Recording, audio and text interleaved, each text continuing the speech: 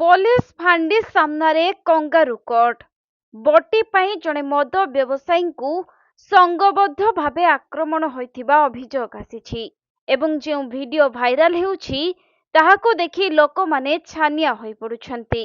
कारण पुलिस फांडी सामनारे दुर्बृत्त मानकर एपरी गुंडाराज पुलिस को मध्य खला चैलेंज करुछि। तेबे एपरी एक घटना सामना को आसिबा परे ब्रह्मपुर पुलिस रो निष्क्रियता को नहीं बड़ प्रश्न उठिछि। तेबे खारियागुड़ा फांडी सम्मुखरे दिन द्विपहरे गुंडाराज करुथुबा युवक मानक विरोध रे केबे कार्यानुष्ठान हेबो से नहीं प्रश्नवाची सृष्टि होइछि। मिलिथिबा सूचना अनुसार सुरंगी मदभाटी मालिक अमूल्य पंडा को जीवनरू मारिदेबा पई किछि दुर्बृत्त तुहाको तुहा आक्रमण करुछन्ति। से तळे पड़ी त्राही त्राही रड़ी पकाई जीवन भिक्षा मागुथिले भी तांकु निर्धूम छेची चलिछन्ति दुर्बृत्त।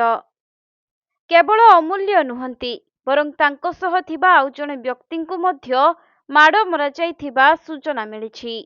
तेबे एही भिडियो गत किछि मास तळर होइथिबा बेले एबे सामना को आसिबा परे स्थानीय अंचल रे ककुआ भय सृष्टि होइछि। तेबे बीच रास्ता रे लोकंक सामना रे एपरी गुंडाराज चलिथिबा बेले पुलिस केबे ए सब उपरे रोक लगाउछि ताहा ही देखिबा बाकी रहिछि।